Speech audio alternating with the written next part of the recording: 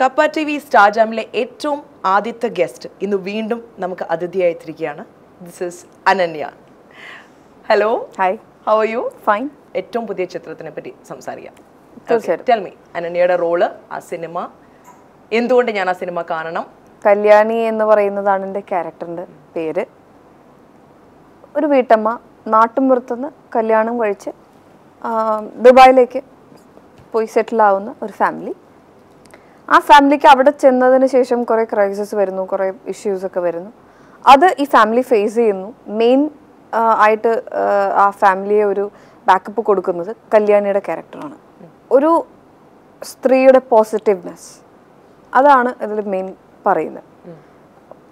സ്ത്രീകൾക്ക് ഇപ്പോൾ നമ്മൾ നോക്കുകയാണെങ്കിൽ വില്ലേജിൽ, ഇപ്പോൾ നമ്മുടെ നാട്ടുമ്പുറത്തെല്ലാം നോക്കുകയാണെങ്കിൽ സ്ത്രീകളെ ജോലിക്ക് വിടില്ല, താല്പര്യമില്ല. വളരെ കുറച്ച് ഫാമിലീസിൽ മാത്രമേ സ്ത്രീകളെ അവർക്ക് ജോലി ചെയ്യാനുള്ളൊരു സ്വാതന്ത്ര്യം കൊടുക്കുന്നുള്ളൂ.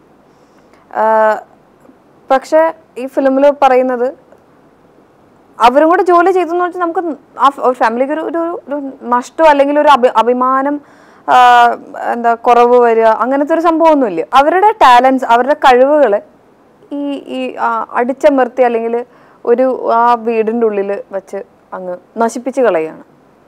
അത് പാടില്ല എന്ന് പറയുന്നുണ്ട് ഈ ഒരു ഫിലിമിൽ, കാണിക്കുന്നുണ്ട്. ഞാൻ കൂടുതൽ ഡീറ്റെയിൽഡ് ആയിട്ട് ഞാനത് പറയുന്നില്ല. അപ്പോൾ അവൾക്ക് ആ ഒരു ഫ്രീഡം, ജോലി ചെയ്യാനുള്ള ഒരു ഫ്രീഡം കിട്ടിയപ്പോൾ ആ ഫാമിലിക്ക് ഉണ്ടായ മാറ്റങ്ങൾ എല്ലാം ഈ ഒരു ഫിലിമിൽ നമ്മൾ കാണിച്ചിട്ടുണ്ട്. അങ്ങനെ ഒരു ഫാമിലി സബ്ജക്റ്റ് ആണ്. So she sounds, Kalyani sounds like someone whose very inspiring.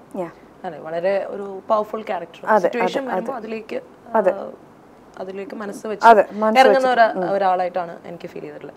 അനന്യയുടെ ലൈഫിൽ have you seen any inspiring women in your life? അല്ല, അനന്യനെ ഇന്നത്തെ ഈ ഒരു അവസ്ഥയിൽ നല്ലൊരു ആക്ട്രസ്, ഒരു പേഴ്സണാലിറ്റി? അത് പറയുകയാണെങ്കിൽ തീർച്ചയായിട്ടും എൻ്റെ മദറാണ്, മമ്മിയാണ്. മമ്മി പാട്ട് പാടും നല്ലോണം. മമ്മിക്ക് പാട്ട്, അതിൻ്റെ ഹയർ സ്റ്റഡീസ് പോകണമെന്നും താല്പര്യം ഉണ്ടായിരുന്നു. അതിനുള്ള ജോലിയും കിട്ടിയ സമയത്ത് വീട്ടിൽ അന്ന് അമ്മാവന്മാരും ആണ് കൂടുതൽ. അവരുടെ ആ ഒരു പെൺകുട്ടി ഉണ്ടെങ്കിൽ അവർ 5 സിസ്റ്റേഴ്സാണ്. ഈ 5 സിസ്റ്റേഴ്സിനും അമ്മാവന്മാർ, ഒരു 4-5 അമ്മാവന്മാരുണ്ട്. ഇവരാണ് തീരുമാനിക്കുന്ന കാര്യങ്ങളെ. അപ്പം അങ്ങനെ വരുമ്പോൾ വീട്ടിൽ നിന്ന് ജോലിക്ക് പോകരുത്, അതൊന്നും ശരിയല്ല, പെൺകുട്ടികളൊന്നും ജോലിക്ക് പോകാൻ പാടില്ല എന്ന് പറഞ്ഞിരുന്ന സമയമായിരുന്നു. പക്ഷെ മമ്മി എൻ്റെ ഒരു കാര്യം വന്നു കഴിഞ്ഞപ്പോൾ ഒരിക്കലും നമ്മളുടെ കഴിവുകളെ മാറ്റി നിർത്തി അക്കാഡമിക്കായിട്ട് പഠിത്തം മാത്രം നോക്കണം, അതിൽ മാത്രം ഇമ്പോർട്ടൻസ് കൊടുക്കണം, അങ്ങനെ ഒരിക്കലും പറഞ്ഞിട്ടില്ല. അന്ന് മമ്മി അങ്ങനെ പറഞ്ഞിട്ടുണ്ടെങ്കിൽ ഇന്ന് ഞാൻ ചിലപ്പോൾ റോഹിണിയുടെ മുമ്പിൽ ഇങ്ങനെ ഇരിക്കില്ല. സോ മമ്മി, എൻ്റെ പപ്പയാണെങ്കിലും വളരെയധികം എൻ്റെ ടാലൻസ് അല്ലെങ്കിൽ എൻ്റെ ബ്രദറിൻ്റെ ടാലൻസ് ആണെങ്കിലും വെളിയിലേക്ക് കൊണ്ടുവരാനുള്ള എല്ലാ ഡോസും ഓപ്പൺ ആക്കി വച്ചിട്ടുണ്ടായിരുന്ന 2 വ്യക്തികളാണ്. വളരെയധികം എൻ്റെ ലൈഫിൽ ഇൻസ്പയർ ചെയ്തിരിക്കുന്ന 2 വ്യക്തികളും അവർ തന്നെയാണ്. 2014 എന്ന് പറഞ്ഞ സിനിമയിലെ റിലീസസ് എങ്ങനെ ഉണ്ടായിരുന്നു? വന്ന ക്യാരക്ടേഴ്സ്, അനുഭവം ഓപ്പൺ ആയിട്ട് പറയുകയാണെങ്കിൽ ഓപ്പൺ ആയിട്ട് മാത്രമേ പറയൂ, ഒന്നും നല്ലൊരു മെച്ചമുള്ള ഫിലിംസ് ഒന്നും തന്നെ ഉണ്ടായിരുന്നില്ല. രോഹിണി, പടങ്ങളുണ്ടായിരുന്നു, ഇല്ലെന്നില്ല, റിലീസ് ഉണ്ടായിരുന്നു, പക്ഷെ ഒന്നും പ്രേക്ഷകർ കണ്ടില്ല. റിലീസായി, പക്ഷെ ഇപ്പം ഈ പറഞ്ഞ പോലെ രോഹിണിയെ പോലെയുള്ള വ്യൂവേഴ്സ്, അല്ലെങ്കിൽ സിറ്റിയിലാണ് നമ്മൾ ഫസ്റ്റ് പടത്തിന്റെ ഒരു ഹൈപ്പ് കിട്ടുന്നത്. ആ ഹൈപ്പ് കിട്ടുന്നെങ്കിൽ നിങ്ങളെ പോലുള്ള വ്യൂവേഴ്സ് കാണും. നിങ്ങൾ ആ പോസ്റ്റർ കാണുമ്പോൾ തന്നെ ആ ഫിലിമിന്റെ ഒരു വിധി അങ്ങോട്ട് എഴുതി കുറിച്ചങ്ങ് വിടുക.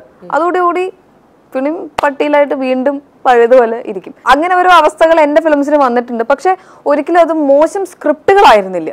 പിന്നെ ഓരോ ഫിലിംസിന്റെ തലയിലെഴുത്ത്, അതും കൂടെ ഒരു പോയിന്റാണ്.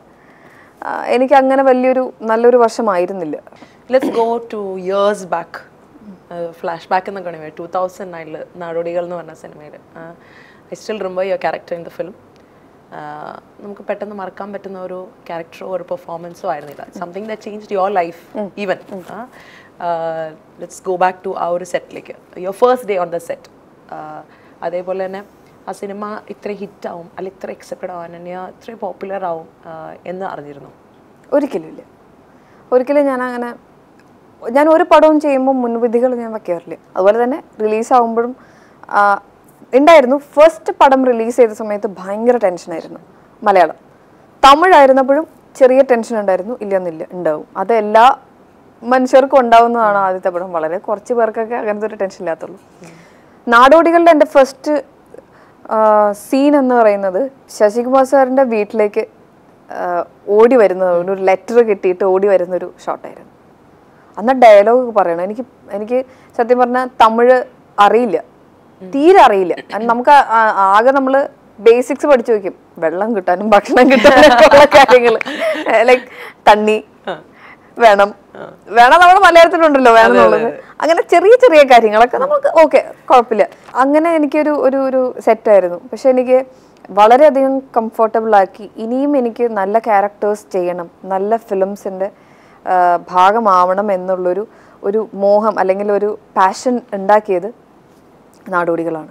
ഞാൻ ആദ്യമായിട്ട് ഡബ് ചെയ്തത് തമിഴിലാണ്. തമിഴ്നാട്ടിലെ ഒത്തിരി ജനങ്ങൾ, ഈവൻ മലയാളത്തിലുമാണെങ്കിലും, എന്നെ അനന്യ എന്ന് പറയുന്ന ഒരാളെ അല്ലെങ്കിൽ ഒരു ആക്ട്രസിനെ ഉണ്ട്, അല്ലെങ്കിൽ അവരെ അറിഞ്ഞു തുടങ്ങിയത് നാടോടികൾ ഫിലിമാണ്. കുറച്ചുകൂടി ഡെപ്ത് ഉള്ള ക്യാരക്ടേഴ്സ് അനന്യക്ക് കിട്ടിയിട്ടുണ്ട് അല്ലേ? What do you think is the reason for that? May be എന്നെ തേടി വന്നിരിക്കുന്നതൊക്കെ ഒരു വില്ലേജ്, എന്താ പറയുക, അങ്ങനത്തെ സ്ക്രിപ്റ്റുകളാണ്. പിന്നെയും വീണ്ടും വീണ്ടും വീണ്ടും തേടി വരുമ്പോൾ ഈ നാടൻ ക്യാരക്ടേഴ്സ് വരുമ്പോൾ നമുക്ക് തന്നെ ഒരു ബോറിംഗ് ആവും ഇല്ലേ? പക്ഷെ അതിൽ നിന്ന് കുറച്ച് എനിക്ക് വ്യത്യാസമായിട്ട് വന്നൊരു ക്യാരക്ടറാണ് കേട്ടോ കോക്ടെയിൽ. തമിഴ് റീമേക്കിൽ വന്നിരുന്നു.